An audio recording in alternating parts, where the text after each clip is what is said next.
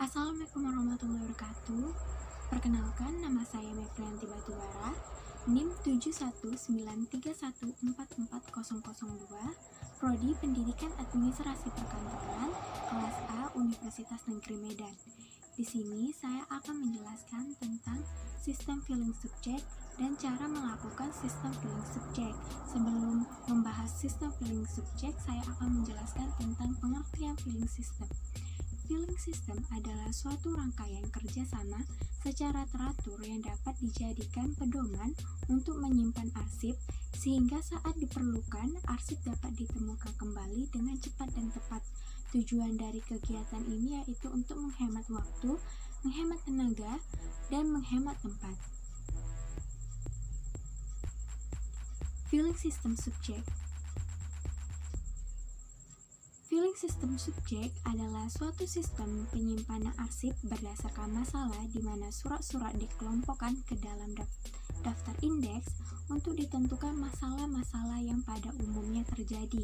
Ada dua macam sistem subjek, yaitu sistem subjek murni atau berdasarkan urutan abjad dan sistem subjek bernotasi atau berdasarkan notasi atau kode tertentu.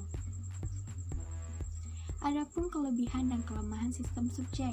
Kelebihan sistem subjek antara lain: 1. Mudah mencari keterangan bila perihalnya saja yang ingin diketahui. Kedua, dapat dikembangkan dengan tidak terbatasnya judul dan susunannya. Kelemahan sistem subjek antara lain: 1. Sulit mengklasifikasi apabila terdapat aneka ragam perihal yang hampir sama padahal berbeda satu sama lain. Yang kedua, kurang cocok untuk bermacam jenis surat.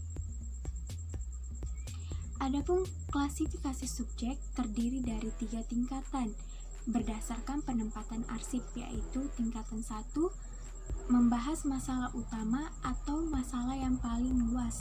Tingkat 2 membahas submasalah atau masalah yang lebih kecil dari masalah utama. Tingkat ketiga membahas sub-sub masalah atau masalah yang lebih kecil dari submasalah. Adapun contohnya, misal masalah utamanya itu tentang KP, kepegawaian. Submasalah dari kepegawaian itu cuti dan mutasi. Sub-sub masalah dalam cuti yaitu cuti melahirkan, cuti sakit, cuti tahunan. Sub-masalah dari mutasi yaitu kenaikan golongan, masa kerja, tunjangan keluarga, alih tugas, dan jabatan.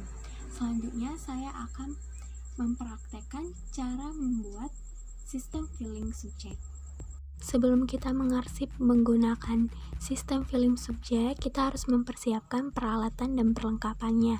Di sini saya menggunakan pena dan pensil, folder, surat yang akan saya arsip, guide-nya, dan saya menggunakan lacinya dari kardus sepatu. Selanjutnya, saya akan mengkode surat menurut standar lampiran 2 Peraturan Menteri Riset, Teknologi, dan Pendidikan Tinggi tentang arsip, jadwal referensi arsip, dan standar keamanan arsip. Kode surat sesuai dengan daftar klasifikasinya. Di sini terdapat 2 masalah, yaitu tentang TM dan PK. TM itu penerimaan mahasiswa dan PK itu tentang perkuliahan. Di sini saya menggunakan 3 gayet. Warna putih untuk masalahnya, warna hijau untuk submasalah, dan warna pink ini untuk sub-submasalah.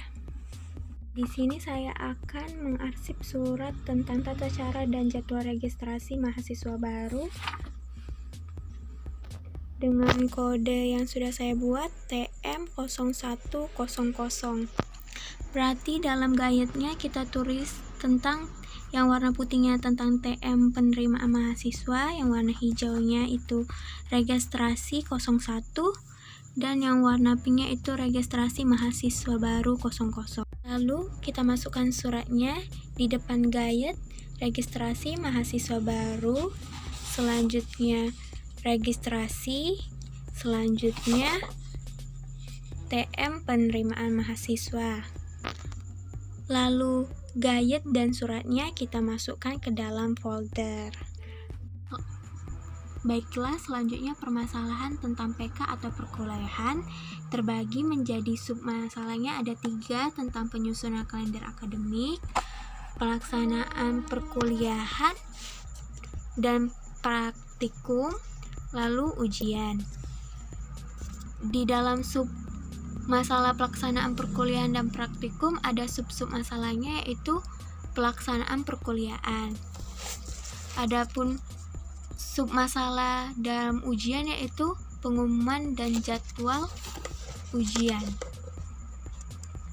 Selanjutnya kita masukkan surat berdasarkan kode yang sudah kita tulis. Surat tentang perpanjangan masa belajar secara daring dan bekerja dari rumah bagi warga Universitas Negeri Medan masuk ke dalam kodenya PK0103. Berarti surat ini masuk ke dalam pelaksanaan perkuliahan dan praktikum yang sub-sub masalahnya tentang pelaksanaan perkuliahan.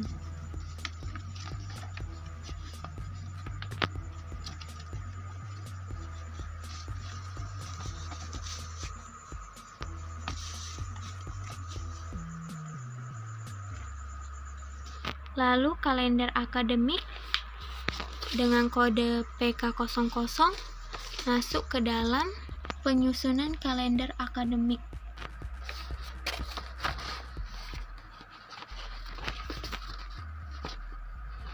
Lalu KHS masuk ke PK0307. Lalu pelaksanaan UAS dengan kode PK0302 dengan sub masalahnya pengumuman dan jadwal ujian.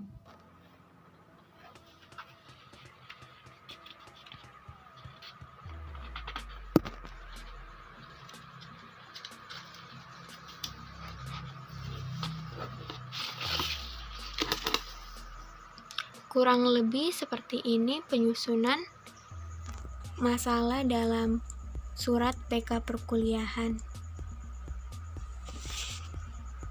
Selanjutnya kita masukkan folder ini ke dalam laci.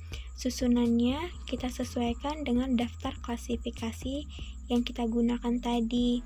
Kalau yang saya gunakan yang pertama itu tentang TM penerimaan mahasiswa. Karena tentang PK atau perkuliahan ini terdapat sub masalahnya ada 3, jadi kita susun sesuai yang paling pertama, yaitu tentang penyusunan kalender akademik, 00 pelaksanaan perkuliahan dan praktikum, 01 dan ujian 03.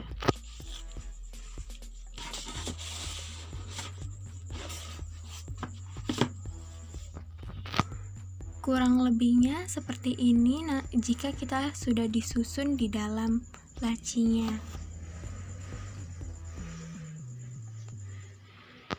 Saja yang bisa saya jelaskan mengenai filling system subject. Maaf jika saya ada salah kata atau salah dalam pembuatan arsipnya, karena saya baru memulai dalam melakukan arsip ini.